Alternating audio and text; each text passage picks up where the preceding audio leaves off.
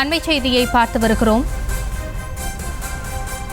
தலைமறைவாக இருக்கும் அசோக் கரூரில் உள்ள தன் வீட்டிற்கு வந்து சென்றதாக தகவல் வெளியாகி இருக்கிறது. அது குறித்தான அண்மை செய்தியை பார்த்து வருகிறோம். கரூரில் அமைச்சர் செந்தில் பாலாஜியின் தம்பி வந்து சென்றதாக தகவல் வெளியாகி இருக்கிறது. அது குறித்தான அண்மை செய்தியை பார்த்து வருகிறோம். கூடுதல் விவரங்களோடு இணைகிறார் நமது செய்தியாளர் ராஜேஷ்.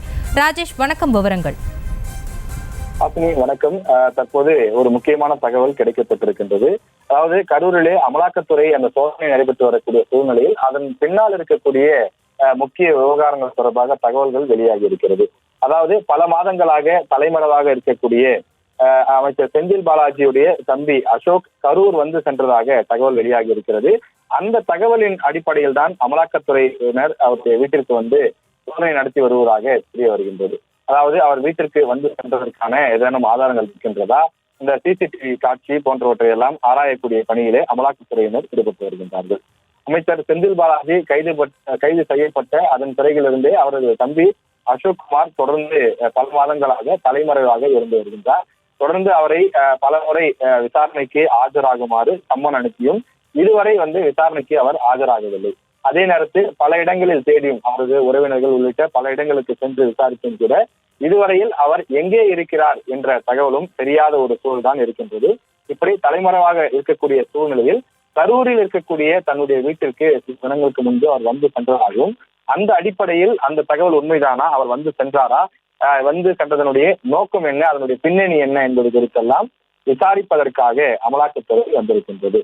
அசோக் குமார் வந்து சென்றதாக கிடைத்த தகவலின் அடிப்படையில் வந்து சோதனை நடத்துவதாக அமலாக்கத்துறை அதிகாரிகள் தகவலாக தெரிவித்திருக்கிறார்கள். கரூர் ராமேஸ்வரப்பட்டியில் உள்ள செந்தில் பாலாஜி வீட்டில் வைத்து அவரது பெற்றோரிடமும் விசாரணை நடைபெறுகின்றது. அசோக் வீட்டில் இருக்கக்கூடிய சிசிடிவி கேமராக்களையும் அமலாக்கத்துறையினர் ஆய்வு செய்து வருவதாக நமக்கு தகவல் தெரிவிக்கப்பட்டிருக்கின்றது. பணம் பெற்றுக்கொண்டு போக்குவரத்து துறையில் வேலை வாங்கி தருவதாக அசோக் குமார் ஏமாற்றியதாக வழக்கு பதிவு செய்யப்பட்டு அந்த விசாரணையும் ஒருபுறம் மிக தீவிரமாக நடைபெற்றுக் கொண்டிருக்கிறது. மோசடி வழக்கில் விசாரணைக்கு ஆஜராகுமாறு 4 முறை சம்மன் அனுப்பியும் அசோக் இதுவரை ஆஜராகவில்லை என்பது ஒரு முக்கியமான தகவல். கரூரில் அசோக் கட்டி வரக்கூடிய பிரம்மாண்ட பங்களா வரவு செலவு கணக்கிலும் முறைகேடு என புகார் எழுந்திருந்தது. எனவே இது தொடர்பாக எல்லாம் விசாரிப்பதற்காக 4 சம்மன்கள் கொடுக்கப்பட்டிருந்தது. ஆனால் அவர் எந்த ஒரு வழக்கு விசாரணைக்கும் இதுவரை ஆஜராகவில்லை. அவர் இருக்கக்கூடிய இடமும் இதுவரை தெரியாத சூழ்நிலையில் கடந்த 8 மாதங்களுக்கும் மேலாக அவர் தொடர்ந்து தலைமறைவாக இருந்து வருகின்றார்.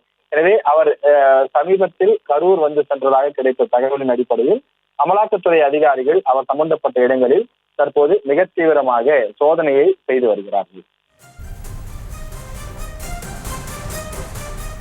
தங்களுடைய விவரங்களுக்கு நன்றி ராஜேஷ்.